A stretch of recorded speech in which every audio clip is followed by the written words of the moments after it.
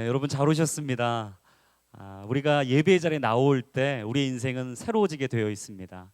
우리가 그 말씀을 듣기 시작할 때 우리의 인생은 새로운 꿈을 꾸게 되어 있습니다. 여러분, 이 들은 만큼 인생은 변하게 되어 있고요. 그 하나님을 만난 깊이만큼 우리의 인생은 새로워질 수가 있습니다.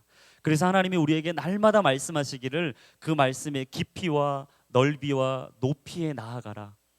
오늘 이 시간이 하나님을 더욱 깊이 만나시고 하나님의 사랑의 깊이와 넓이와 높이를 깨닫고 알게 되는 귀하고 복된 시간 되시기를 예수님의 이름으로 축복합니다. 여러분, 그런 꿈과 소망을 가지고 같이 한번 예배의 시간을 드렸으면 좋겠습니다. 여러분, 세계의 많은 곳을 돌아보시면 세계 곳곳마다 유적지와 건축물들이 있습니다. 프랑스를 생각하면 어떤 것이 떠오르십니까? 아마 파리에 있는 에펠탑이 떠오르실 거예요. 여러분, 또 호주를 생각하시면 어떤 게 떠오르세요? 시드니에 있는 조개 껍질 모양처럼 생긴 오페라 하우스가 생각나시겠죠? 정말 세계 중심이라 하는 미국을 떠올리시면 여러분, 미국에 어떤 게 떠오르십니까? 뉴욕에 있는 뉴욕항을 들어가면서 제일 먼저 보이게 되는 자유의 여신상을 생각하실 겁니다. 여러분이 많은 것들을 생각하고 우리가 기억할 때 이 많은 것들이 있지만 그것들이 진정으로 값어치가 있고 가치가 있고 복되게 되고 유명해진 이유는 무엇일까요? 많은 것을 덧붙이고 더한다고 해서 훌륭한 건축물이나 조각상이 되는 것은 아닙니다. 그 작품의 성격과 본질에 알맞게 과감하게 잘라낼 것은 잘라내고 깎아낼 것은 깎아내고 없앨 것은 없앨 때 진정한 가치와 본질을 보여주게 되는 것이죠. 여러분, 믿음과 신앙과 복음도 마찬가지입니다. 본래 본질적인 그 의미를 가지고 있을 때에만 능력을 발휘하는 거죠. 이 시대를 살아가는 크리스찬으로서 어떻게 바른 믿음으로 살아가야 하는지, 어떻게 바른 신앙을 가지고 살아갈 수 있는지 오늘 우리의 본문을 가지고 같이 한번 살펴보도록 하겠습니다. 우리 본문의 1절부터 3절까지 말씀을 다시 한번 읽어보도록 하겠습니다. 1절부터 3절입니다. 시작.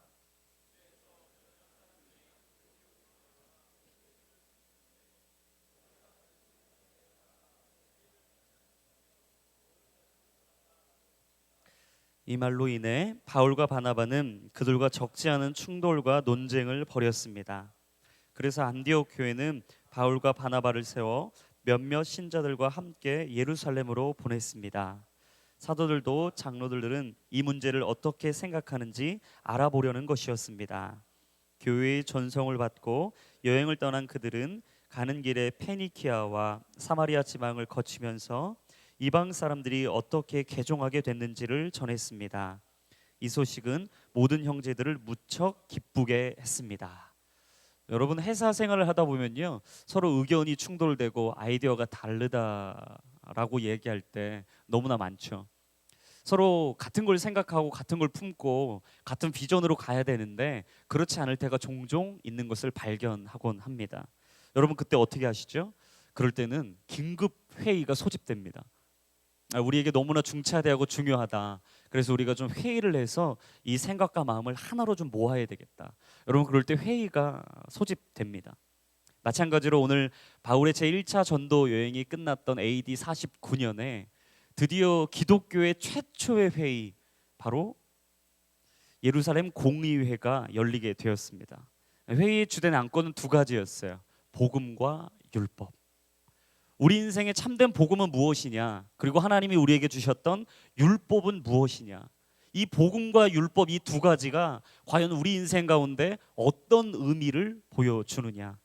많은 사람들이 이 두 가지의 주제를 가지고 모여서 회의하기 시작했던 거죠. 유대교적 잔재를 완전히 극복하지 못했던 한 부류와, 그래서 예수의 구원이 이방인들에게는 아무 관련이 없다라고 말했던 바로 그들, 그리고 한쪽에서는 그 이상을 넘어서 하나님만이 우리의 모든 것 되시고 주님만으로, 그 주님을 믿는 것만으로 우리는 예수님의 자녀, 하나님의 아들, 딸이 될 수 있다라고 고백했던 한쪽의 부류가 있었죠.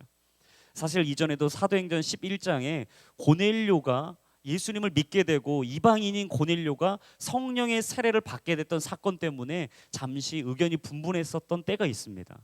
근데 그때에는 베드로가 그 상황을 종료하고 잠식시키고 모든 것을 정리했기 때문에 잠시 그 일들이 멈추었었던 거죠. 하지만 바울과 바나바가 본격적으로 이방 선교를 시작하려고 하는 바로 이 15장의 상황에 다시금 이 구원의 문제가 불붙기 시작했던 겁니다. 오직 믿음으로만 구원 얻는다라고 말하는 바울과 바나바, 반대쪽으로는 율법의 준수야말로 구원의 필수 조건이다. 절대 율법이 없고는 구원받을 수 없다. 할례 받지 않고는 구원받을 수 없다. 이 길을 꼭 걸어가야 된다라고 말하는 바울과 바나바의 반대파, 이들의 사이에 갈등이 첨예화되기에 이르렀던 것이죠. 그래서 본문의 1절을 보시면 유대 몇몇 사람들이 안디옥으로 내려와서 형제들에게 잘못된 성경 공부를 가르치기 시작한다라는 것을 볼 수가 있습니다. 우리는 여기서 두 가지 질문을 할 수 있습니다. 첫 번째는 왜 할례와 율법을 이야기했을까? 그들은 왜 이 먼 곳까지 내려와서 예루살렘에 머물러도 되는데, 충분히 거기서 믿음 생활하고 거기서 멈춰도 되는데 왜 이 먼 안디옥까지 내려와서 할례와 율법의 이야기를 했던 것일까? 자신들이 추구해왔던 이념을 한순간에 송두리째 무너뜨리기에는 아마 그들의 마음에 어려움이 있었을 것 같아요. 불편함이었겠죠. 힘듦이었겠죠. 그리고 새로운 식구를 맞이한다는 게 얼마나 힘듭니까? 여러분, 새 학기가 되면 가장 학생들에게 스트레스를 받게 하는 게 뭔지 아세요? 바로 친구 사귀기예요. 친구 사귀기. 또 새로운 반, 새로운 학교, 새로운 곳에 가면 늘 그게 스트레스인 거죠. 직장인들도 어떻습니까? 새로운 직장에 가면 새로운 동료 사귀는 게 너무 어려운 거예요. 이 동안에 정말 이 많은 좋은 동료들을 알았는데 내가 새로운 직장에서 새로운 동료와 친해지고 마음을 함께 나눈다는 것, 여러분, 이게 정말 큰 스트레스라는 거죠. 아마 이들에게도 새로운 구성원을 받아들인다는 것이 조금은 스트레스고 불편했을 것 같습니다. 뭔가 엄청난 대가를 지불하고 얻었다라고 생각했던 구원, 하지만 이방인들에게 거저 주는 것 같고 아무나 받게 되는 것 같았던 이 구원, 이것이 이들에게는 좀 불편했다라는 거죠. 두 번째 질문은 무엇입니까? 유대 사람들은 어떤 사람들이었나? 이 예루살렘에서 안디옥까지 내려왔던 이 유대 사람들, 도대체 이 몇몇 사람들은 도대체 누구냐? 이 사람들은 누구이냐? 예수님을 전혀 몰랐던 사람들이 아닙니다. 예수님과 상관없었던 사람들이 아니에요. 지금 바울과 바나바와 전혀 다른 길을 걷고 있었던 사람들이 아니라는 게 중요해요. 왜냐하면 같이 이전에 하나님 만났던 사람이었어요. 교회 구성원으로서 같이 공동체 이루었던 사람이었어요. 그래서 그 사람하고 믿음 같이 나누고 식탁 교제하고 같이 예배드리고 함께 마음 나눴던 사람이었습니다. 근데 그 사람들이 이제는 정반대의 이야기를 하고 있는 거죠. 그렇습니다. 항상 적은 내부에 있어요. 여러분, 그런 얘기 많이 들으셨죠? 적은 내부에 있다. 이들에게도 적은 내부에 있었던 거였어요. 외부 세상과의 싸움이었다면 이들이 좀 더 이해하기 편했겠죠. 바울과 바나바 마음에 좀 더 어렵지 않았을 겁니다. 하지만 이들이 하나님을 같이 믿고 있었던 믿음의 동역자, 동지였다라는 것이 이들에게 큰 에너지 소비와 큰 상처를 주었다라는 것이죠. 그래서 많은 교회 사람들이 성도 간에 얼마나 많은 다툼과 분쟁을 벌입니까? 내부적인 싸움 때문에 얼마나 많은 에너지를 소비하고 있습니까? 하지 않아도 될 재정을 벌이고 있고, 하지 않아도 될 서로의 다툼 때문에 시간을 낭비하고 있고, 물질을 허비하고 있고, 얼마나 많은 서로의 마음과 마음에 상처를 주고 있습니까? 외부의 핍박과 어려움은 오히려 교회를 교회답게 만드는 기회를 제공해 줍니다. 교회가 교회다워질 수 있는 기회를 주는 것이죠. 사실 교회를 혼란스럽게 하고 교회의 기초를 무너뜨리는 원인은 바로 교회 내부에 있다라는 거예요. 사랑하는 여러분, 가르침이라고 해서 다 좋은 가르침일까? 아니죠. 배움이라고 해서 모든 배움이 다 좋은 배움일까? 아닙니다. 하나님께서 가르치라고 말씀하신 것, 주님이 주신 가르침과 배움이야말로 진정한 가치와 의미가 있는 것이죠. 여러분, 성경 공부라고 해서 다 좋은 걸까요? 성경 공부를 한다고 해서 다 옳게 갈 수 있을까요? 아니죠. 여러분, 요즘 얼마나 성경 공부하자고 하는 사람들이 많아요. 여러분에게 다가와서 성경 공부 교회 밖에서 하자고 하는 사람들 얼마나 많습니까? 그런 사람들이 비일비재합니다. 그래서 저희가 3월 20일 날 이단 세미나를 준비했어요. 여러분들에게 이단은 무엇이며 그들은 어떻게 우리에게 다가오고 그들은 어떻게 우리에게 속삭이며 우리를 어떻게 꿰고 있는지 여러분 3월 20일 기대하십시오. 개봉박두 곧 다가오고 있어요. 그 시간 여러분 예배 마치고 그냥 집에 가는 분들 주시하세요. 이단 세미나 안 온 분들 주시하세요. 순에서 잘 살펴보세요. 그를 의심하라는 얘기가 아니라 혹시 다른 데 가서 성경 공부하는 건 아닌지 잘 살펴보세요. 여러분 제가 벌써 한 6, 7년 전 일이네요. 한 2009년도였습니다. 제가 하나님께 부름 받고 신대원을 가기로 결단하고 하나님이 이러이러한 일들로 내게 정말 하나님의 일을 사명을 맡겨주셨다라는 응답을 받고 제가 신대원을 준비하기 시작했습니다. 그런데 제가 늘 예배의 자리, 기도의 자리로 화요 성령 집회를 제 기도의 자리, 예배의 자리로 삼았거든요. 그래서 항상 이 화성에 나가면 너무 은혜가 컸습니다. 근데 갑자기 불현듯 어느 날 하나님이 내게 말씀하시는 거예요. 기환아, 네가 신대원 가겠다고 하나님의 종으로 서겠다고 얘기했는데 네가 지금 공부만 하면 되겠냐? 땡땡 신대원을 가려면 뭣도 하고 해야 되겠지만 네가 지금 공부만 해가지고 내 일을 감당할 수 있겠냐? 갑자기 말씀하시는 거예요. 주님, 그럼 도대체 뭘 하길 원하십니까? 라고 물었죠. 주님이 말씀하시는 거예요.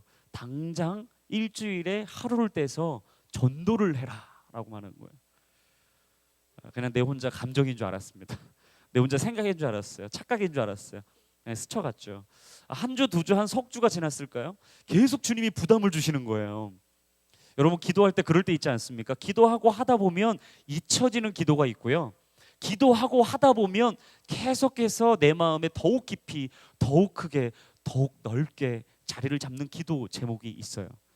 그 기도 제목은 하나님이 주신 겁니다.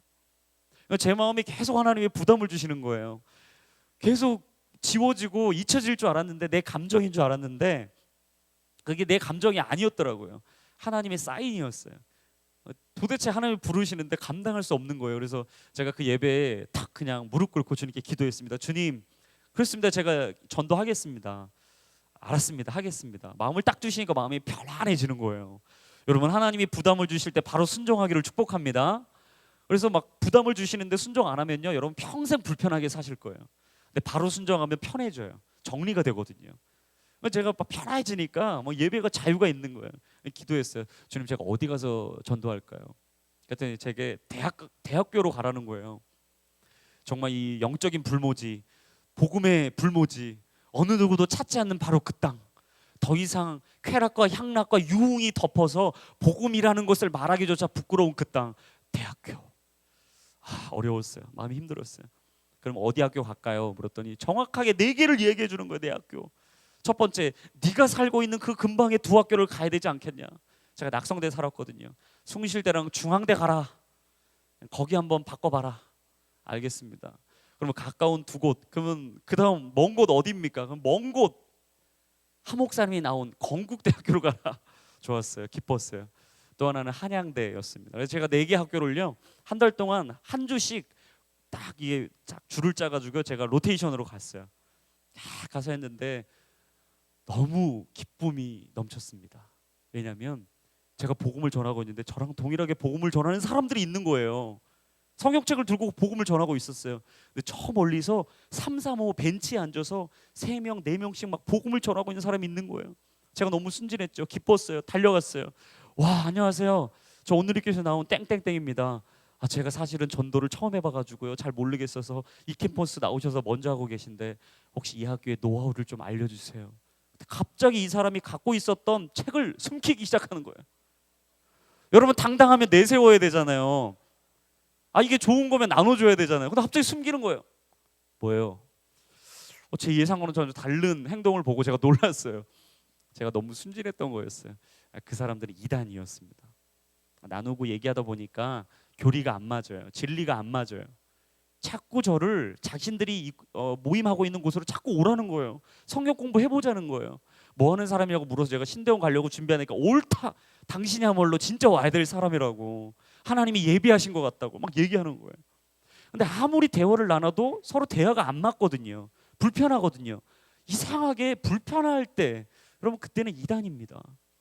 그래서 아무리 얘기해 보니까 안 맞아요. 여러분 이 대학 캠퍼스에 지금 살아가고 있는 우리 서울 시내에 얼마나 많은 이단들이 있는지 아십니까? 제 마음에 이 마음이 딱 들더라고요. 하나님, 내가 이들과 정말 충돌하고 논쟁을 해서라도 내가 이 사람들 바꿔보고 싶습니다. 내가 성경 공부 더 열심히 하고 싶습니다. 하나님께 예배 더 열심히 하고 싶습니다. 주님, 내게 성령의 지혜를 부어 주시옵소서. 오늘 본문에 나오는 지금 바울과 바나바도요, 동일한 마음이었어요. 오늘 2절에 보시면 이 고백을 하는 거예요. 이 말로 인해 바울과 바나바는 그들과 적지 않은 충돌과 논쟁을 벌였습니다. 그런데 여기서 저희가 한 가지 더 생각해 볼 부분이 있어요. 과연 그렇다면 이 예루살렘에서 먼 안디옥까지 온 이 유대 사람들, 이 몇몇 사람들은 과연 어떤 사람들이었을까? 이 사람들은 도대체 어떤 세력을 가지고 있었을까? 왜 바울과 바나바는 이들을 무시하고 그냥 보내지 않고 이들과 대화를 시작했을까? 여러분, 이런 말 많이 들었잖아요. 이단들은 그냥 흘려보내라. 상대하면 안 된다. 거기 가면 안 된다. 대화하면 안 된다. 여러분, 이런 말 많이 들으셨잖아요. 근데 바울과 바나바가 지금 이들하고 충돌하고 논쟁하기 시작했어요. 왜 그랬을까요? 이유가 뭐였을까요? 이들의 세력이 범상치 않았다라는 거죠. 여러분, 생각해 보세요. 지금 전도 1차 전도 여행을 다 했어요. 이 갈라디아 전 지역을 다 훑었어요. 바울과 바나바의 영향력이 어땠을까요? 엄청났겠죠. 앉아있던 사람이 일어났잖아요. 믿지 않는 자들이 믿게 됐잖아요. 총독이 굴복했잖아요. 듣지 못했던 사람이 다 듣기 시작했잖아요. 여러분, 바울과 바나바 한마디면요, 이제는 더 이상 다른 사람들이 상대할 수 없는 세력이 됐습니다. 근데도 굳이 바울과 바나바가 이 몇 사람들을 상대했다. 이 이유는 무엇일까? 이 사람들은요, 그냥 흘려보낼 사람들이 아니었다라는 거예요. 그냥 이 사람들은 놓아서는 안 될 사람들, 그냥 자기가 할 수 있도록 멋대로 두서는 안 될 사람들, 영향력이 만만치 않았던 사람들이었다라는 거죠. 여러분, 이단의 세력이 요즘 어떻습니까? 만만치 않아요. 그냥 둬서는 안 돼요. 여러분, 그냥 그들이 그러고 말 거라고 14만 4천 다 채워지면 끝나겠지? No! 요즘 14만 4천이 다 채워졌어요. 여러분, 모르셨어요? 14만 4천이 다 채워졌어요. 그랬더니 갑자기 또 다른 14만 4천을 찾겠다는 거죠. 여러분, 이단은 끝이 없습니다. 거짓은 끝이 없어요. 거짓은 끝없이 자신들의 삶에 합리화시킵니다. 그리고 포장해요. 아름답게 이야기하죠. 그리고 사람들을 속이기 시작해요. 바울과 바나바는 이대로 두면 안 된다라는 걸 알았죠. 그래서 이 상황 속에서 2절의 후반절을 보니까 이렇게 나와요. 2절의 후반절입니다. 그래서 안디옥 교회는 바울과 바나바를 세워 몇몇 신자들과 함께 예루살렘으로 보냈습니다. 사도들과 장로들은 이 문제를 어떻게 생각하는지 알아보려는 것이었습니다. 그러니까 이제 이 팀을 짜가지고 이 안디옥 교회에서 도대체 안 되겠다, 이 세력을 그냥 둬서는 안 되겠다, 이제는 우리 교회의 중심인 센터인 예루살렘 교회로 보내보자. 그래서 이 팀을 짜서 그들에게 가서 이게 제대로 된 건지, 진짜 예루살렘에서 보낸 사람들인 건지, 그리고 이 사람들이 말하는 게 진실인지 진리인지 우리 결정을 짓자. 사람들이 얘기한 거죠. 여러분, 바울은 벌써 예루살렘에 2번을 갔던 사람이에요. 사도행전 9장에 보시면 바울이 회심한 이후에 베드로를 만나고 싶어서 회심한 3년 후에 베드로를 찾아가서 첫 번째 예루살렘을 갔던 적이 있습니다. 두 번째는 사도행전 11장이었어요.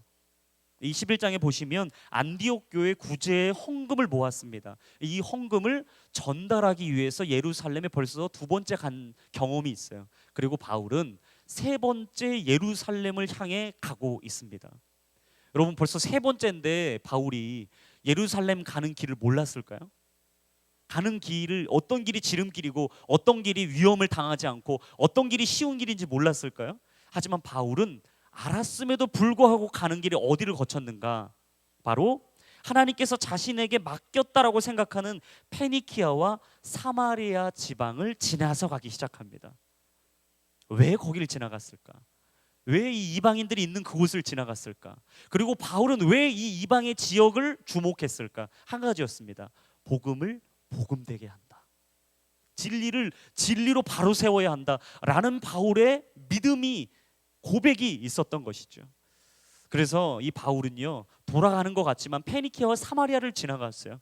또다시 어려움을 당할 줄 알면서도 그 지방 지나갔습니다. 가면 어려움을 봉착할 줄 알면서도 그 길을 걸었어요. 예, 믿음의 사람들은 그렇게 살아가는 겁니다. 어렵다고 생각되지만, 힘들다고 생각되지만 가면 분명히 또다시 그 전에 경험했던 그 경험을 해야 될 거라고 생각하지만 또다시 가는 것, 믿음으로 달려가는 것, 뒤돌아보지 않는 것, 그게 바로 믿음의 사람들의 인생인 줄로 믿습니다. 여러분, 그렇게 하나님을 향해 달려가는 저와 여러분들의 인생이 되기를 예수님의 이름으로 축복합니다. 바울은 갔어요. 멈추지 않았어요. 그리고 그들에게 많은 편지 이야기를 썼습니다. 여러분, 바울이 예루살렘을 가기 전에 한 편지를 썼어요. 여러분, 그 편지가 뭐냐면 갈라디아서입니다. 같이 한번 따라합니다. 갈라디아서. 여러분, 갈라디아서가 언제 쓰였는가? AD 49년에 이 예루살렘 공의회가 벌어지기 전에, 예루살렘으로 가기 전에 바울이 도대체가 안 되겠는 거죠. 이 1차 전도 여행 때 많은 복음을 나누고 사랑을 나누고 진리를 선포했던 그 많은 이방 사람들이 가만히 예루살렘으로 두고 가자니 내가 없는 그 시간에 이 많은 몇몇 사람들의 얘기에 술렁술렁이다가 넘어갈 것 같은 거예요. 믿음이 무너질 것 같은 거예요. 쓰러질 것 같은 거예요. 그래서 바울이 편지를 쓰기 시작했어요. 기억해라, 내가 지금 예루살렘 잠깐 갔다 올 거지만 그동안에 너희들에게 줬던 이 복음에 흔들리면 안 된다. 이 믿음의 기초에 무너져서는 안 된다. 오직 예수 그리스도, 오직 주님만으로 너희들은 살아난 거다. 율법과 할례는 무의미하다. 그리고 내가 너희들에게 다시 한번 신신당부하지만 복음에서 흔들리지 말아라. 지금 바울이 갈라디아서를 쓰면서 이들에게 당부한 거예요. 그리고 이 편지에서 어떻게 썼는지, 이들의 영향력이 얼마나 컸는지가 갈라디아서에 나오는데, 우리 갈라디아서 2장 11절부터 13절까지 말씀을 같이 한번 자막을 통해 읽어보도록 하겠습니다. 같이 한번 읽겠습니다. 시작.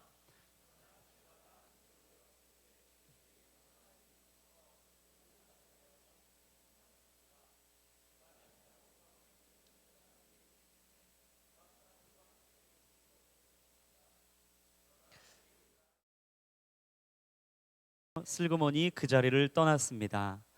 그러자 다른 유대 사람들도 게바와 함께 위선을 행했고 바나바까지도 그들의 위선에 휩쓸렸습니다.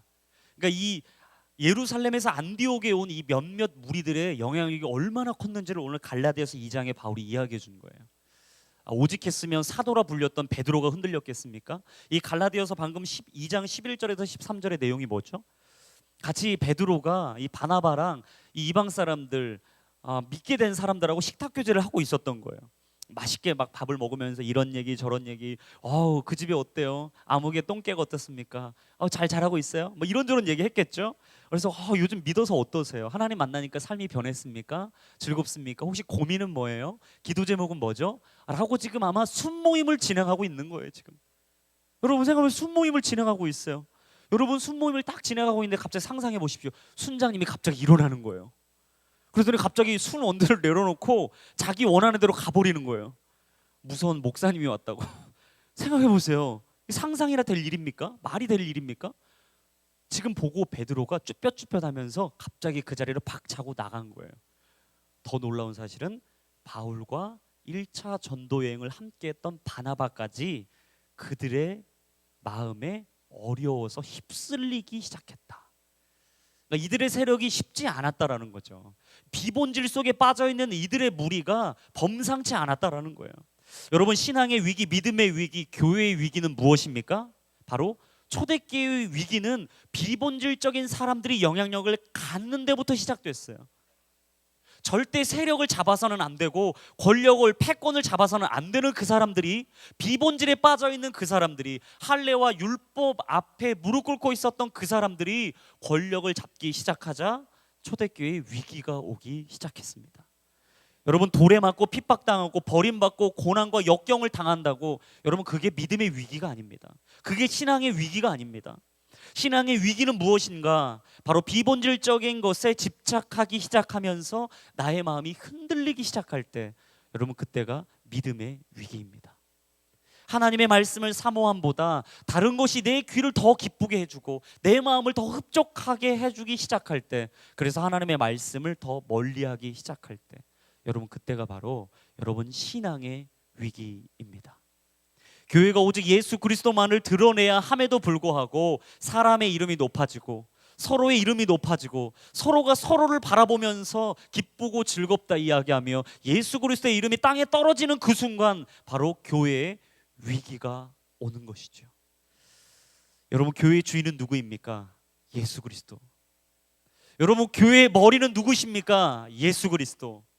여러분, 우리 교회의 리더는 누구십니까? 예수 그리스도. 우리 진정한 제4의 청년부의 머리가 되시고 주인이 되시고 리더가 되시는 분은 오직 예수 그리스도 여호와 하나님 한 분뿐인 줄로 믿습니다. 여러분, 그럴 때 교회가 교회다워질 수 있어요. 믿음의 자리가 믿음의 자리다워질 수 있어요. 신앙이 신앙다워질 수 있는 것입니다. 여러분, 그런데 이 초대교회가 그거에 흔들리고 있었어요. 그래서 이들의 삶이 점점 더 피폐해지고 어려워지고 있었던 것이죠. 그래서 오늘 이 고민과 어려움 속에 오늘 4절에서 6절 말씀에 그 다음 스텝의 이야기가 나오는데 같이 한번 4절과 6절을 읽어보도록 하겠습니다. 우리 4절부터 6절까지 말씀 시작.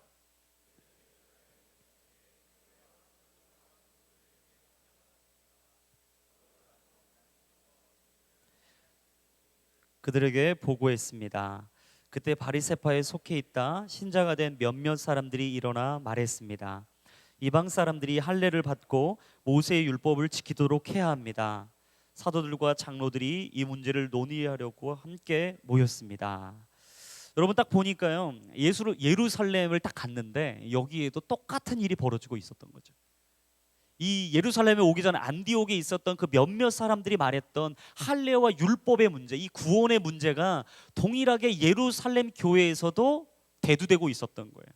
이 심각한 문제로 대두되고 있었던 거죠. 사랑하는 여러분, 율법이 좋은 겁니까? 나쁜 겁니까?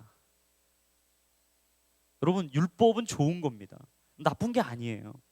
율법에 대해서 오해하시는 많은 분들이 계시더라고요. 율법은 나쁜 거다. 그러니까 예수님이 율법을 폐하러 오신 게 아니에요. No.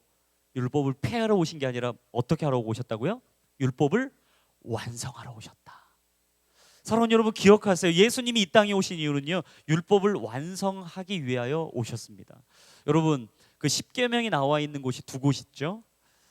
출애굽기 20장과 신명기 5장에 이 십계명에 대해 나와 있습니다. 여러분, 이 십계명을 생각해 보십시오. 하나님이 우리에게 십계명을 주셨어요. 주신 이유는 무엇이죠? 우리를 올가매기 위해서입니까? 우리 인생을 어렵게 하기 위해서입니까? 우리 인생을 힘들게 하기 위해서 십계명 주신 건가요? 아니죠. 우리는 그 십계명을 통해서 사람답게 살 수 있는 방법을 깨닫는 거예요. 그 십계명을 통해서 우리는 진정으로 인생의 방향을 잡는 것이죠. 사람이 행복할 수 있는 방법을 깨닫게 된 것입니다. 여러분, 결코 십계명은요, 우리의 삶을 올가매기 위한 하나님의 방법이 아니에요. 우리가 더 행복해지고 즐거워지고 우리 가정이 행복하게 살 수 있고 우리 인생이 하나님을 위하여 주님을 쫓으며 살 수 있는 아름다운 인생을 살도록 주신 축복이다라는 것입니다. 하지만 십계명은 거기까지예요. 율법은 거기까지입니다. 율법의 역할은 여기까지예요. 깨닫게 해주는 데까지. 같이 한번 선포하겠습니다. 율법은 깨닫게 하는 것까지입니다. 여러분, 기억하세요. 율법의 역할은 여기까지예요. 근데 많은 사람들이 오해해요. 율법이 깨닫게 했기 때문에 능력이 있다고 착각해요. 나를 이해시키고 깨닫게 했기 때문에 또 다른 능력과 또 다른 방법이 있을 거라고 착각해요. 그리고 율법 안에서 탈출구를 찾기 시작하는 거죠. 바로 이 몇몇 사람들이 그랬던 거예요. 여러분, 시대마다 사람들의 관심을 끄는 신앙의 색깔이 있습니다. 바로 지금 이 시대 AD 49년 넘어서 예루살렘 공의회가 이루어지고 있는 바로 이때의 신앙의 색깔은 무엇이었나? 바로 율법이었습니다. 이 율법주의가 등장하기 시작했던 거죠. 그 율법주의가 왜 인기를 얻게 됐나? 왜 급상승하고 있었나? 많은 사람들이 왜 율법주의에 주목하고 있었는가? 그 이야기가 잘 표현해 주는 게 누가복음 18장에 나옵니다. 여러분, 누가복음 18장에 보시면 두 명의 사람이 등장합니다. 첫 번째는 바리새인이에요. 두 번째는 세리입니다. 이 바리새인은 기도해요. 끝없이 기도하기를 자신의 삶에 나는 잘못한 게 없다. 나 부족한 게 없다. 저 세리만큼 살지 않았다. 라고 하면서 18장에 이렇게 고백합니다. 하나님, 저는 다른 사람들 곧 남의 것을 빼앗는 사람이나 불의한 사람이나 가늠한 사람과 같지 않고 이 세리와도 같지 않음을 감사합니다. 늘 바리새인 이 사람은요, 다른 사람들하고 날 비교했던 거예요. 내가 얼마나 더 저 사람보다 말씀을 잘 지키나, 얼마나 더 율법을 잘 지키나, 나는 얼마나 더 저 사람보다 지금 하나님이 말씀하신 걸 잘 지키고 있나. 이 율법을 지키는 게 이 사람의 목표입니다. 다른 사람들이 안 하는 걸 하면 너무 기쁜 거예요. 반면에 다른 사람들이 해야 할 걸 안 하는 걸 보면 계속 마음이 어려운 거죠. 힘든 거죠. 도대체 기도하는데 왜 저렇게 기도하지? 나는 말씀 통독 한 3-4번 했는데 뭐야, 이 사람은 통독을 한 번도 안 했단 말이야? 그러면서 믿음을 갖고 있다고? 어려운 거예요. 바리새인은 늘 그렇게 다른 사람을 자기 기준 하에 율법의 잣대를 가지고 판단하기 시작했습니다. 근데 반면 세리는 달랐어요. 이 세리는 날마다 기도하기를 이렇게 기도했죠. 세리는 멀찍이 서서 하늘을 쳐다볼 엄두도 내지 못하고는 가슴을 치며 말했다. 하나님, 이 죄인에게 자비를 베풀어 주시옵소서. 사람이 진정으로 하나님을 만나게 되면 이런 고백하게 됩니다. 인간이란 존재가 여호와 하나님을 나의 아버지로 삼고 그 만왕의 왕 주님을 찬양하며 살기 시작하면 이 세리와 같은 고백이 터지기 시작한다라는 거예요. 주님, 저는 죄인입니다. 전 살아갈 수 없는 죄인입니다. 저는 부족합니다. 전 연약합니다. 제게 자비를 베풀어 주시옵소서. 여러분, 이것이야말로 진정한 하나님을 만난 사람들의 고백 아니겠습니까? 근데 율법주의자들은요, 이 바리새인과 같은 마음에 있었어요. 그들과 같은 삶을 동일하게 살았어요. 여러분, 창세기 3장에 보면 이 선악과 사건이 등장하죠. 이 선악과 사건의 핵심이 뭐죠? 바로 너도 하나님처럼 될 수 있다. 죄의 유혹은 무엇입니까?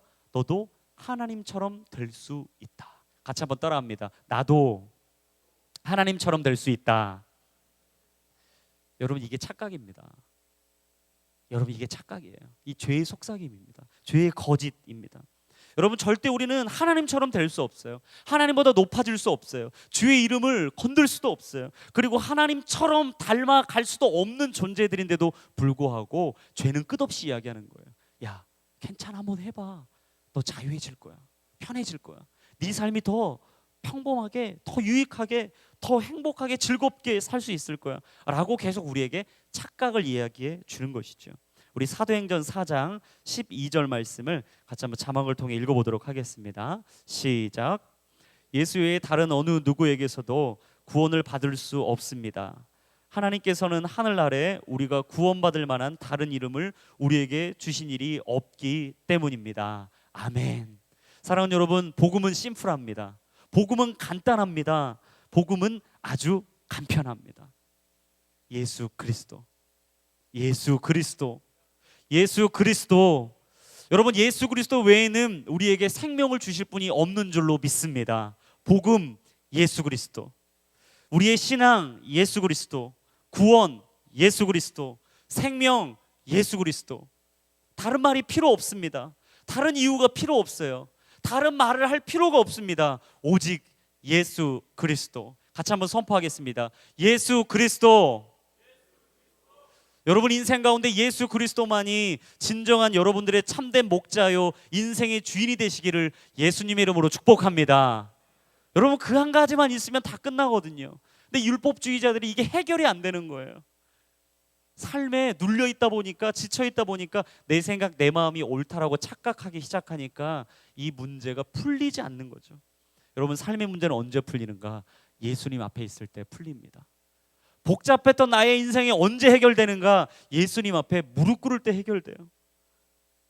갈 길을 몰라 헤매고 아파하고 슬퍼했던 나의 인생에 언제 자유가 임하는가? 예수 그리스도 안에 있을 때 자유가 임하는 것입니다.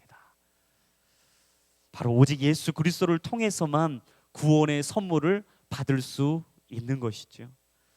여러분, 구원이 공짜일까요? 구원은 거저 주는 걸까요? 맞습니다. 여러분, 구원은 공짜예요. 구원은 거저 받는 거예요.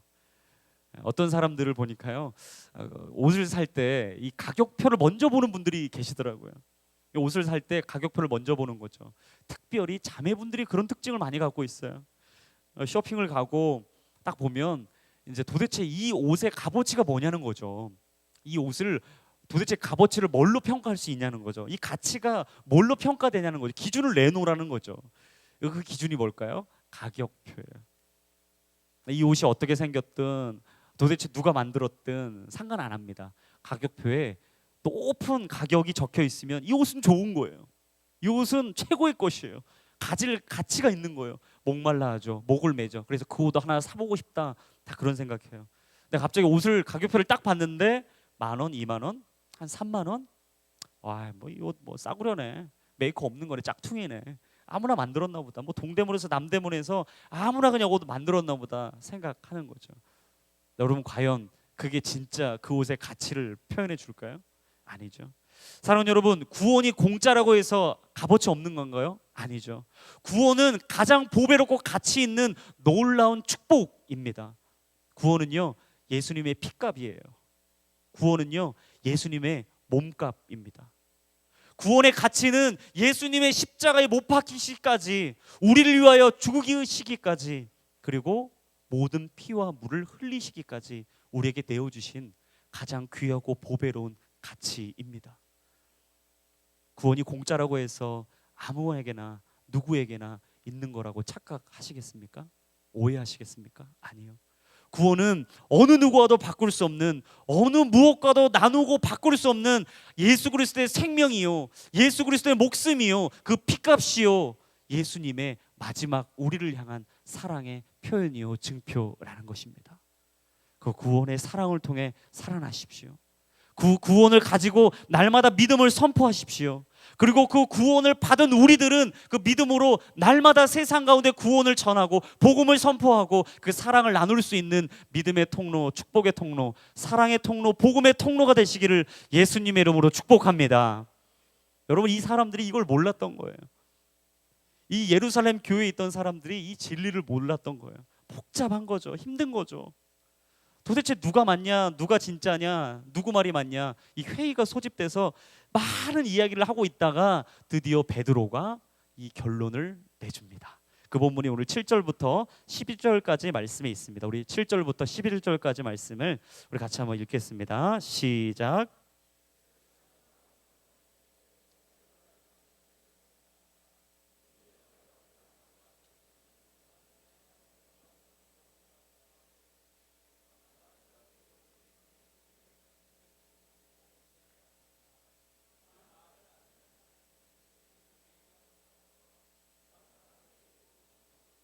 그들을 인정하셨습니다. 하나님께서는 그 마음을 믿음으로 깨끗하게 하셔서 우리와 그들 사이에 차별을 두지 않으신 것입니다. 그런데 여러분은 어째서 우리 조상이나 우리가 질 수 없었던 무거운 짐을 이방 신자들에게 지워서 하나님을 시험하려고 하십니까? 우리는 그들과 마찬가지로 주 예수의 은혜로 구원받는다고 믿습니다. 아멘. 이 바울이 결론을 내줬어요. 회의의 결론을 땅땅땅 내줬습니다. 한마디로 요약하면 이거예요. 당신들은 신앙인입니까? 아니면 종교인입니까? 여러분, 베드로의 결론은 딱 이거였어요. 신앙인입니까? 아니면 종교인입니까? 여러분, 신앙인의 삶을 살고 계십니까? 종교인의 삶을 살고 계십니까? 성령의 세례를 받으신 신앙이십니까? 아니면 아직도 성령을 거부하고 성령의 역사를 부정하고 있는 종교인이십니까? 믿음으로 거듭나신 신앙인이십니까? 아니면 아직도 믿음의 역사를 거부하고 도대체 이 세상 21세기에 믿음의 역사가 어딨냐고, 죽은 자가 살아나고 앉은 자가 일어나고 보지 못한 자가 보게 되는 그 역사는 없다고 믿음을 부정하고 반대하고 있는 종교인이십니까? 여러분, 진정한 신앙인은 시간을 거듭할수록 하나님의 사랑의 깊이를 깨닫게 됩니다. 하지만 반면 종교인은요, 시간을 거듭하면 거듭할수록 내 삶의 피폐함을 깨닫게 돼요.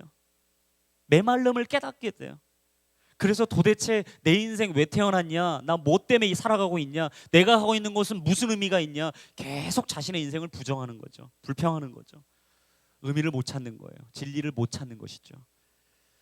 여러분, 구원의 본질이 무엇입니까? 내 삶에 있고 없는 것을 찾아내는 게 아니라 바로 하나님께서 나를 위해, 우리를 위해 행하시고 이루어 주신 그 십자가의 사건, 그 은혜의 사건을 주목하는 것입니다. 구원의 본질은 무엇입니까? 그 십자가, 하나님의 은혜로만 우리는 구원받을 수 있다라는 믿음의 고백을 하는 것입니다. 오늘 베드로가 결론을 내주었어요. 우리는 그들과 마찬가지로 주 예수의 은혜로 구원받는다고 믿습니다. 여러분, 믿음 가운데 구원이 있는 줄로 믿습니다. 주의 이름을 부르는 자 구원이 있을지어다. 주의 이름을 선포하는 자 하나님의 사랑 안에 임하게 될지어다. 여러분, 이게 바로 놀라운 주의 선물입니다. 이게 축복입니다. 여러분, 무엇으로 기뻐하며 사시겠습니까? 무엇을 향해 사시겠습니까? 이 땅에 있는 쾌락과 향락과 유혹을 위해 사시겠습니까? 아니면 사람을 위해 사시겠습니까? 우리는 끝없이 하나님이 우리에게 말씀하신 그 믿음을 통해 살아가는 사람들입니다. 그래서 로마서 1장 17절에 주님이 이렇게 말씀하세요. 같이 한번 읽겠습니다. 시작. 복음에는 하나님의 의가 나타나서 믿음으로 미름에 이르게 하나니 기록된 바 오직 의인은 믿음으로 말미암아 살리라. 여러분, 오직 의인은 믿음으로 말미암아 삽니다. 오직 의인은 믿음을 통해 살게 될 줄로 믿습니다. 바로 그 은혜가, 그 축복이 저와 여러분들에게 오늘 동일하게 임하는 줄로 믿습니다.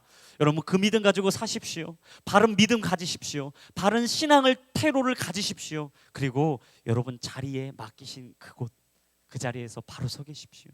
하나님이 여러분들에게 그 자리를 맡기셨습니다. 그 자리에 세우셨습니다. 그곳으로 보내셨습니다.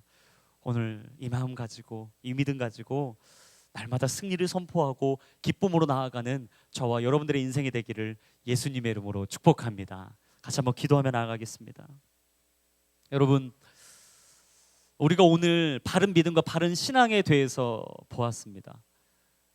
우리가 오늘 이 바른 신앙과 이 바른 믿음을 통해 한 가지를 깨닫게 되었어요. 그것은 무엇이냐면 이 신앙과 이 믿음은 내가 가진 것이 아니라는 거죠. 여러분, 우리가 예수 그리스도를 처음 믿었을 때 한번 생각을 해봤으면 좋겠어요. 여러분, 혼자 믿으셨나요? 내가 믿고 싶으니까 그때 딱 믿었나요? 하나님 이때예요, 이때 주세요, 그렇게 됐나요? 아니죠. 끝없이 하나님께 목마름을 이야기하고 나의 삶을 드렸을 때 주님이 그때 우리에게 주의 의의 오른손으로 우리의 손을 잡아주셨어요. 주님이 내 손을 잡아주지 않으셨다면, 그때 나를 만나주지 않으셨다면, 그때 내게 그 성령의 기름을 부어주지 않으셨다면, 그 말씀을 들려주지 않으셨다면, 내게 영적인 감동을 주지 않으셨다면 아마 오늘 우리는 이 자리에 있지 못했을 겁니다. 매주 오는 예배입니까? 여러분, 이 예배를 너무 가치 없게 여기지 않았으면 좋겠어요. 해치우지 않았으면 좋겠어요. 놀러 오지 않았으면 좋겠어요. 하나님 만나러 왔으면 좋겠어요. 여러분, 말씀 맨날 성경 통독하라고 그러고 큰어머 말씀 읽어도 지식이고 지혜 이상이 안 되는데 뭐하러 말씀 보냐라고 생각하는 분들 계십니까? No. 말씀은 생명입니다. 말씀은 복음입니다. 말씀은 능력입니다. 말씀이야말로 바로 요한복음 1장 1절 말씀에 곧 하나님이라고 말씀하셨습니다. 여러분, 말씀 가운데 하나님 만나시기를 축복합니다. 여러분, 그 능력 아래 거하십시오. 그리고 주님 앞에 기도하세요. 주님, 내 영혼을 만져주십시오. 내 영혼에 바른 믿음을 주십시오. 바른 신앙이 정립되고 확립되게 해주십시오. 그래서 이 힘들고 어려운 세상, 무질서하고 어두운 이 세상, 내가 믿음으로 승리하며 살 수 있는 영적인 승리가 있게 하여 주시옵소서.